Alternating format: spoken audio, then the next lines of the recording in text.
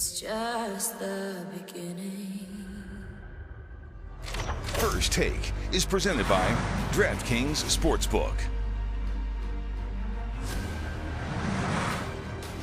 Welcome to First Take live from San Francisco. We are just 2 days away from Super Bowl 60 here in Santa Clara between the Seahawks and the Patriots, and 2 days away from the Super Bowl means we got to talk all things Patriots and Seahawks. Hello, everyone. I am Shay Cornett. Stephen A. Smith is with us. Cameron Newton is with us. Ryan Clark, Marcus Spears. Hello and good morning to everybody. Hello and good morning. Yes. Good morning, everybody. Good morning. The sun is just coming up here in San Francisco. People behind us are excited because, again, the Super Bowl is 2 days away. Ryan Clark and Cam Newton, you both played in Super Bowls during your time in the league. So when you wake up on a Friday morning before the Super Bowl, what is this week? What is this day like? From the losers' perspective, just a week. Just a week. No, listen. I think it's a lot of emotions, and I think you cannot treat this game like it's a regular game because it is definitely not. I mean, that's what you try to tell yourself, but you have to also acknowledge this is the first time you're experiencing things for the first time. This is the game that you watched all your life. Yeah. And now being in that moment, you have to start realizing when you're going on the field, hey, this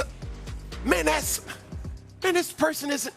All these natural emotions happen, and it's for you to be able to understand what it is, acknowledge it, and still be in the moment and be the best version of it. The week is actually the storm before the calm, though. Nothing about this week is normal. People like Marcus Spears and Ryan Clark and Stephen A. Smith and Cam Newton, Shay Cornett, we remind the players daily that this is not a normal game.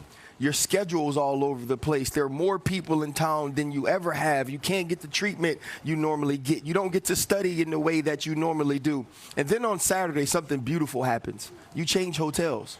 You're not with your family anymore. You're not around the reporters anymore. It's just like every other Saturday. It's you and your boys. And when you stand there for the national anthem, all the feelings of what the 4-year-old who picked up a football like me that played defensive end for my daddy thought about doing in his backyard. When my mom brought me to the homecoming parade when I was 8 years old and they crowned me king because I was the quarterback of the 8-year-old football team. All of those emotions come rushing back in until you hit somebody the first time. And when you hit somebody for the first time, you realize you've played this game for free your entire life, and now you're playing it for a king's ransom, but it's still a child's game.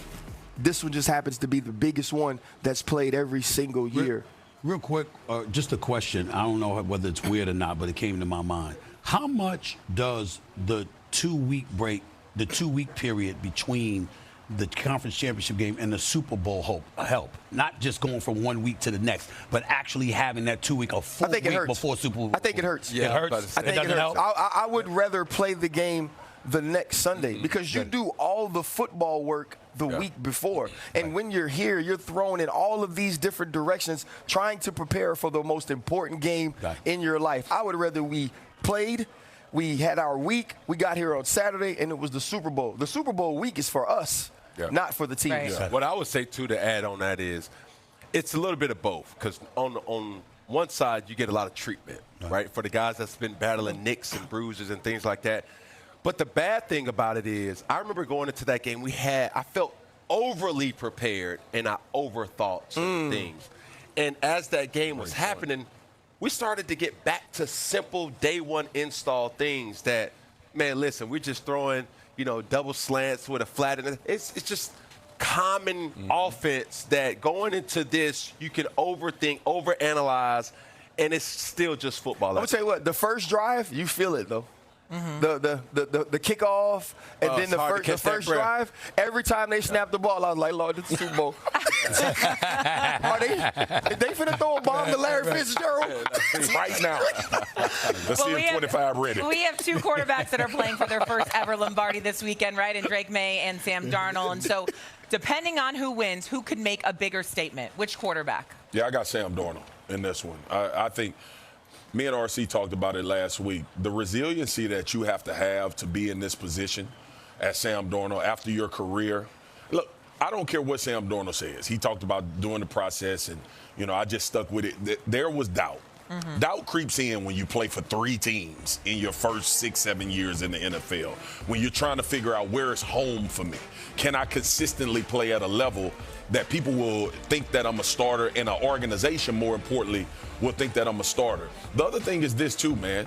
You get drafted 3rd overall, this is the expectation as a quarterback. Yep. This is what a franchise is putting. They're putting that type of stock into what you are as a football player coming out of college, saying one day, this guy that we took this high and paid this much money will get us to where you're supposed to be when you draft a 3rd overall pick.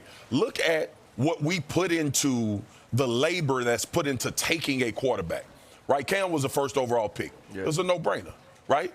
But a lot of times with these guys, you are breaking them down to the nth degree to see what they can be. And Sam Darnold, no matter what he says to anybody or me, this league will humble you like nothing else. And for him, early in his career, not to find his footing and to be playing in the Super Bowl on his team, that is unbelievable to me. And I think he has more in this situation. I agree with you. I would tell you, I think that as great as Drake Maye has been, and he almost won the league MVP last night, we'll get into that later.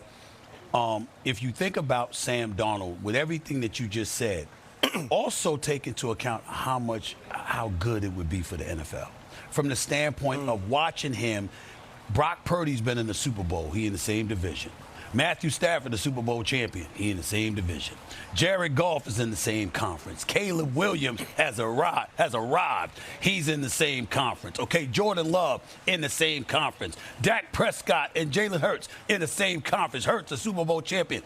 You start getting excited about, okay, just like you got Joe Burrow, Lamar Jackson, Josh Allen in the AFC. Look at the NFC. If Sam Darnold pulls this off and goes out there and plays lights out and completely shreds all of those demons that you just alluded to, it just makes it for a much more exciting NFL season. Is great already. Yeah. But imagine what it's going to be in the future. As Stephen A. would say, that's a beautiful thought. It's a beautiful thought. It's so eloquently put. It's so eloquently put. But you're wrong. There we go. Because you know who it is? I got you. Drake! Drake Maye has if Drake Maye wins this game, he becomes an instant legend. There are no people or no quarterbacks who have won Super Bowls in their first 2 years who aren't legends of their particular organizations. Tom Brady, Ben Roethlisberger, Kurt Warner was in before his 2nd year, Russell Wilson. All of these people become a part of a conversation that is different, a part of a conversation that you changed an organization. Football is better now when the Steelers are great, when the Cowboys are great, when the 49ers are great, when the New England Patriots are great. Sam Darnold has this story that it can be told, and when it's told, it's about redemption, and it's about what happens if you're patient. It's about resilience. Drake Maye is going to be a story about excellence. Drake Maye is going to be a story about expectations, and what those expectations do when you're drafted, how you exceed those expectations by your 2nd year, and who you become because you have done a certain thing, which is take an organization that was a four-win organization 2 years in a row before you and winning a Super Bowl. I'll say this. I'll go with Sam Darnold, and the reason is this. Actually being in the same quarterback room for some time and seeing the confidence, I didn't see this Sam, respectfully. And when you look at his career, I don't even think Sam Darnold has seen